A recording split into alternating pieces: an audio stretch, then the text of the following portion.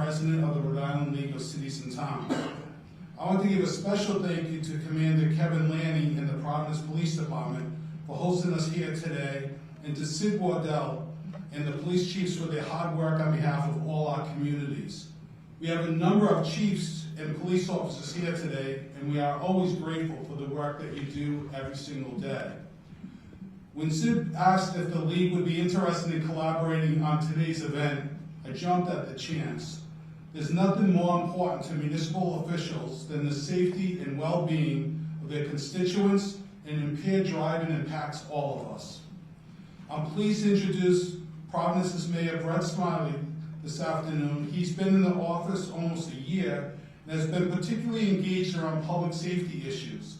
His energy and his enthusiasm for making smart public policy choices has allowed him to move the needle on many initiatives in our capital city, and I always appreciate his willingness to be a thought partner and a leader.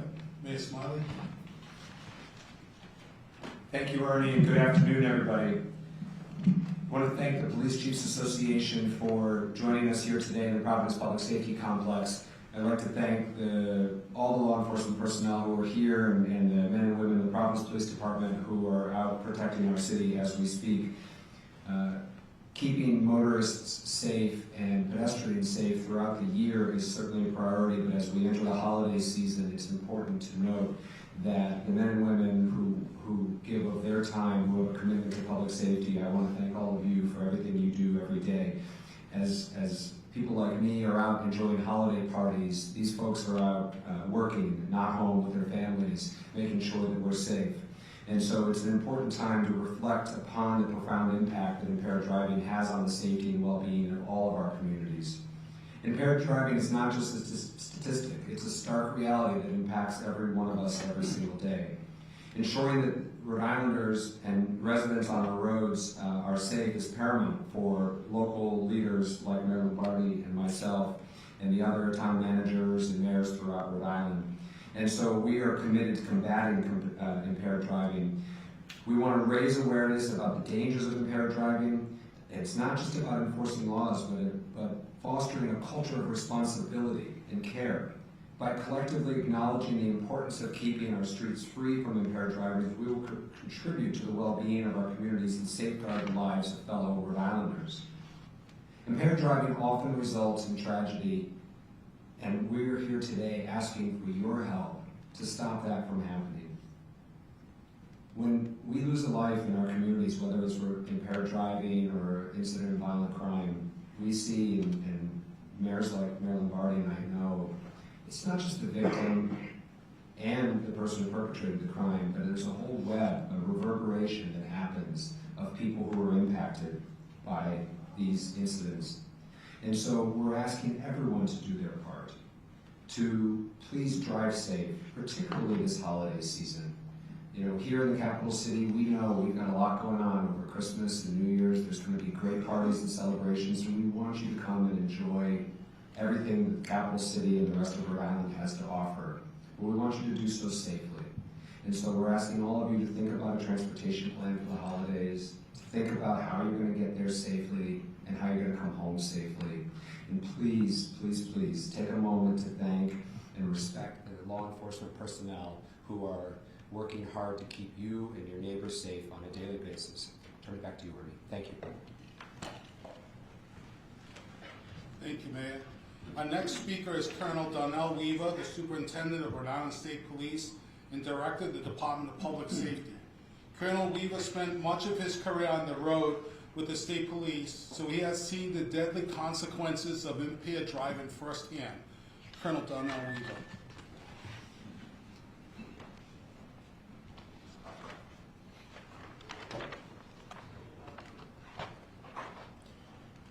Good afternoon. I want to thank Mayor Smiley and Gaby Abate for lending their voices today, as well as many colleagues in law enforcement for their ongoing collaboration. I also want to express my appreciation to Commander Laney and the Providence Police Department for hosting us today. I appreciate the opportunity to participate in this conversation and lend the voice of the Rhode Island State Police in delivering a crucial message. drive sober, or get pulled over. Despite the significant time and tremendous resources we have invested in education and enforcement to support this message, impaired driving remains a significant public safety challenge in our state. This year, we have made over 1,000 arrests for impaired driving, highlighting the widespread nature of this problem. As we approach the holiday season, a time historically associated with increased risks and fatalities due to impaired driving, it is crucial for us to share the important message to promote responsible celebrations in the days and weeks ahead. Driving under the influence, regardless of the substance consumed, is against the law and possesses a serious threat to life. Whether someone is drunk or high, it is still considered a DUI. Even a small amount of alcohol combined with other substances can significantly impair cognitive functions, reasoning skills, muscle coordination, and response time, critical factors for the safe operation of a motor vehicle. Whether it's a few drinks, a few cannabis gummies, or a combination of substances, impairment is impairment. The risks associated with impairment driving are not worth taking the chance. A DUI arrest carries serious consequences, not just legally, but also various aspects of a person's life. The initial offense entails penalties such as jail time, license suspension, mandatory community service, fines, fees that can amount to thousands of dollars. By making a plan and choosing not to drive after consuming substances, you can avoid these costly ramifications. Like many of the agencies represented here today, the Rhode Island State Police will have additional patrols on the roads, some of which are in our traffic safety unit. Our traffic safety unit is comprised of troopers who are dedicated to identifying and apprehending individuals driving under the influence. Our patrols will be strictly enforcing DUI compliance, and anyone found to be operating a motor vehicle under the influence will be arrested. If you plan to go out and you consume alcohol or drugs, make a plan. Designate a driver. Stay where you are. Utilize a ride share, or rely on public transportation to ensure a safe journey home. Responsible decision making is crucial to avert a tragedy. Thank you for your time today. I hope everyone will listen to this message and join our collective efforts. Together we can strive to make our roads safer for everyone during this holiday season. I wish you a safe and happy holiday. Thank you. And I turn it over to Ms. Gabrielle. Thank you, Colonel. My name is Gabrielle Abadi, and I represent DOT and the Office on Highway Safety. I would be remiss, though, to tell you that I'm the only one in the Office on Highway Safety here today to support this important message, and any one of my team could be here, but I want to announce their names publicly. Jason Farias, Andrew Tainch, Sandra Marinucci, Joe Moroso, and Colonel Richard Sullivan. None of us do any of this work alone, and we never can be successful alone. One of the things that Mayor Smiley said, the word, and I'm a big word person, is you talked about reverberation. And at DOT, we've often referred to it as the ripple effect, but reverberation really hit something in me today. And something that just happened to me recently, I'd like to talk to you about that reverberation. So 2023 was the year that my husband and I decided to downsize, and we moved from a home that we had lived in for 37 years, and we moved to a single level, which was a good decision on our part. But one of the many processes involved with moving is you need to change your address like in a gazillion different places. It's a gazillion different places that you need to change it. So we did, but we never sent out formal address changes to announce it to anybody else. And now we notice that because it's Christmas card season and we're not getting as many. But most people who have sent us cards in the past found us. Not sure how, but they found us, and I'm grateful for that. Especially because one of them was a mom who I became friends with years ago in my past work at Mothers Against Drunk Driving. And in this year's card, she sent me a note and a link to a YouTube video. And it took, when I read it and I took it, and I didn't know what the link was because there was no YouTube picture in it, I went to look at it. And it takes today's event to that personal level, that family level that we always talk about. So the link that she sent me to is a YouTube video. It's 5 years old, and it's about a telecom company out of Canada. It wasn't meant as an impaired driving, but she related it to one. It's a dad, and he's looking at his infant son near the Christmas tree, and he's doing this really hokey dance to the song by Come and Get Your Love by Redbone. I would really suggest you watch this video. It brings it home. And then it shows that the little boy's probably 6 years old, and they're looking at something in a Christmas window, and he does the dance again because the song comes on. Then they're sitting in a coffee shop, and now the man's like, in his mid-20s, and the father's still doing this hokey dance, and the son by now is like rolling his eyes. He's so embarrassed that his father's doing this in a public place. And so, you've heard of dad jokes before? Well, the dance that this gentleman did, I always called it a dad dance. Because I can't tell you how many times my husband did that hokey dance. And it wasn't just to like make their children laugh. He still does it sometimes, and my kids are still rolling their eyes, and they're grown. But at first the boy thinks it's funny, and as he gets older it just annoys him. But the last part of the video is that the mother and the father of this man are older now, and they're sitting, and it's Christmas Eve, and they're sitting in their homes alone, and they're reading. It's a typical scene in my home right now. And all of a sudden they hear this ringing, and the father gets up and he's looking around, and the ringing is coming from a Christmas package under the tree, and he takes the package up, he opens it up, and it's a cell phone. And he opens up the cell phone. This just slays me every time. And it's his grown son with his son, the man's grandson now, and he has the music blaring, and the son is dancing with his son to the same song, and the father starts taking the song and he starts dancing to it. It's such a family moment. It's such a family moment. But the mom who sent it to me said that the man that was holding his son in the last part of it reminded her of her son and what age her son would be. And how when she saw that, she reminded that her husband would never be able to experience another hokey dance with his son. And all of a sudden, an ad from a cell phone became her reality, and she brought it, and that's what happens, right? That's what ad and marketing and press conference is all about, is giving messages that hopefully resonate with people. And so she said that this was one of the, when she saw it, it just rejuvenated her ability and capacity to keep talking about anti-impaired driving messages, and she was going to, reverberate that, and that was really great. But here in Rhode Island, and I'm going to give you some numbers for a little bit, here in Rhode Island, between Thanksgiving and New Year's Day, we've lost 30 people in traffic crashes over the last 5 years. Half of those 30 deaths were in the last 2 years, and half of those were due to impairment. These are real people we're losing, not just a number, not just a statistic. They are someone's son, friend, mother, father. They're a lifetime of memories. And just that data alone is reason enough to have a press event to reiterate our calls for safe and responsible driving at what amounts to be the busiest time of year for travel. But this year's a bit different.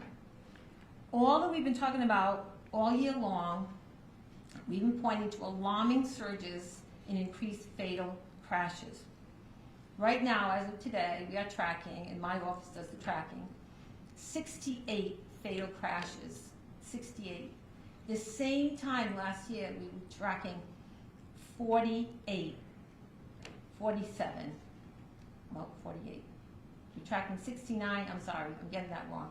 As of today, this morning, we just got new statistics this morning, 69 fatal crashes. This time last year, we had 48. That's nearly 24 people, families, that are feeling that reverberation. That's like the two front rows right here. And they're just not individuals, they represent communities, workplaces, and families. We can talk about the nuances of traffic crashes all day, the high percentage of people who don't wear their seatbelt. We're at of the fatalities, about 60% of the drivers and stuff were not wearing seatbelts in those cases. We can talk about the people who are speeding and distracted. But the whole point of us being here is to make an impression on Rhode Islanders watching this press conference and seeing it or reading about it in the news, to make an impression that will stick with them to the point where they make better decisions. And that they can convince someone else to make a better decision. It just doesn't stop with you or me. We have a responsibility to everyone else. So safe driving takes perseverance and dedication, and we know that, to resist those bad choices, to keep your hand off the phone, to keep your foot on the pedal, not as hard as you probably would like to sometimes. People from DOT and certainly the Office on Highway Safety wish you all a safe and happy holiday, Christmas season, and certainly a happy New Year and safe New Year. But I do want to thank, I can't go without thanking the mayors that are here, the League of Cities and Towns, and the Rhode Island Police Chiefs. When we look to promote or fund a program at DOT, we look for proven countermeasures. Those proven countermeasures include policymakers, law enforcement, and media, and also some community-based programs. Everyone that has a touch in those systems, on those specific countermeasures, are here today. So I really do think that the answer is out there, but we all have to take a personal responsibility first to do that. So thank you for inviting DOT here today. I really appreciate that, and I've always loved Providence, so thank you very much.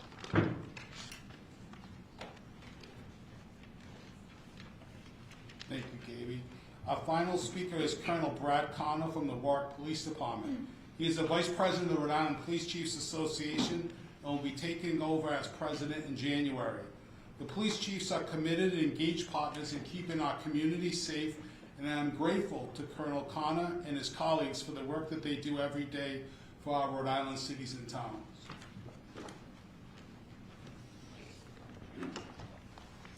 Good afternoon. I'm pleased to be standing here amongst civic leaders, law enforcement leaders, and champions on highway safety to again deliver an important message. We're here today to address a matter of utmost importance as we approach the holiday season: the safety of our roads and the well-being of those who will be traveling to spend time with their loved ones. The holidays are a time of celebration, reflection, and unity, and it's our collective responsibility to ensure that the roads remain safe for everyone. First and foremost, I would like to extend my deepest thanks to our law enforcement partners, especially the law enforcement officers and dispatchers from those agencies that will all work tirelessly to keep our roads safe. There will be many men and women first responders spending the holiday season at work and away from their families so that we can enjoy a safe Christmas and New Year's with our loved ones. As we enter the holiday season, it is essential for all of us to be vigilant and prioritize safety on the roads. The increased traffic during this time, coupled with potential adverse weather conditions, can pose significant challenges. I urge everyone to adhere to the following safety guidelines. First, the very clear message today is this: impaired driving is the wrong choice. If you plan to consume alcohol or use cannabis, make arrangements for a designated driver or use a rideshare app such as Uber or Lyft. Driving under the influence jeopardizes not only your safety, but the safety of others on the road. Second, plan ahead. In addition to making a plan to get home safely, before heading out onto the road, plan your route and check for any potential road closures, construction, or adverse weather conditions. Leave with ample time to reach your destination, allowing for unexpected delays. Third, avoid distractions. Distractions are the leading cause of accidents. Keep your focus on the road and avoid activities such as texting, talking on the phone, or any other distractions that take your time away from driving. Lastly, buckle up. Ensure that all passengers, including yourself, are wearing a seatbelt all the time. Seatbelts save lives and are one of the most effective ways to protect yourself in the event of an accident. Your best defense against a drunk driver is wearing your seatbelt. Remember, each decision we make on the road has an impact on our safety and the safety of those around us. Let us come together as a community to ensure that this holiday season is one of joy and celebration, free from the tragedy of crashes. On behalf of the Warwick Police Department and the Rhode Island Police Chiefs Association, I would like to wish each and every one of you safe travels and a festive holiday season.